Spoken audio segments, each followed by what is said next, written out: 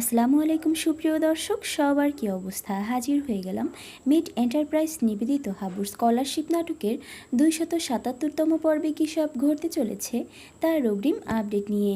এই পর্বটি কেউ মিস করবেন না, কারণ এই পর্বে আপনারা দেখতে পারবেন হাবুকে দেখা যাবে সে এবার সেকেন্ড চেয়ারম্যানকে বিয়ে করে নিতে বলবে এবং আরও বলবে আপনি তো বুড়ি হয়ে যাচ্ছেন, এরপর তো আপনি খুঁটি হয়ে থাকবেন, আর পরবর্তীতে সে খুঁটিও কেউ নিতে চাইবে না। এই বলে সে হাসাহাসি করে আলমাজ ঘটককে সেকেন্ড চেয়ারম্যানের বিয়ের দায়িত্ব দিয়ে সেখান থেকে চলে যাবে। সেই অনুযায়ী আলমাজ ঘটককে দেখা যাবে সে তার বন্ধুদের সাথে এবং বাদলের সাথেও এই বিষয়টি নিয়ে মজা করবে।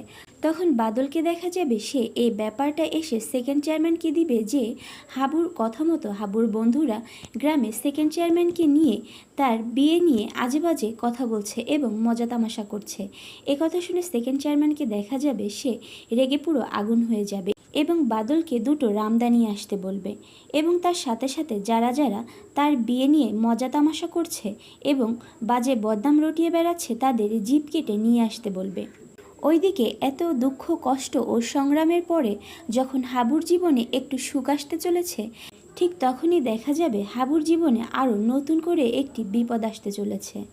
এত খুশির মাঝেও হঠাৎ করে হাবুর মাকে দেখা যাবে সে পুরো সেন্সলেস হয়ে মাটিতে পড়ে যাবে এবং তৎক্ষণাৎ হাবু মারজান ও হাবুর বাবা তাকে নিয়ে হসপিটালে চলে আসবে। হাবুর মাকে দেখে ডক্টর বলে উঠবে হাবুর মা ব্রেন স্ট্রোক করেছে। একথা শুনে মারজান, হাবু ও তার বাবাকে দেখা যাবে তারা সবাই কান্নায় ভেঙে পড়বে। পরবর্তীতে মারজান হাবুর মায়ের উন্নত চিকিৎসার জন্য তাকে দেশের বাইরে নিয়ে যেতে চাইবে। আর অন্যদিকে আপনারা দেখতে পারবেন হাবুর মায়ের অসুস্থতার কথা শুনে জরিকে দেখা যাবে যে সে দৌড়ে চেয়ারম্যানের কাছে চলে আসবে এবং তাকে যখন এই বিষয়টা জানাবে তখন চেয়ারম্যানকে দেখা যাবে সে খুশিতে জরিকে একটা ধাক্কা মারবে এবং বলবে এত খুশির খবর কেউ এত দেরি করে দেয়, তুই আগে বলবি না এই বিষয়টা।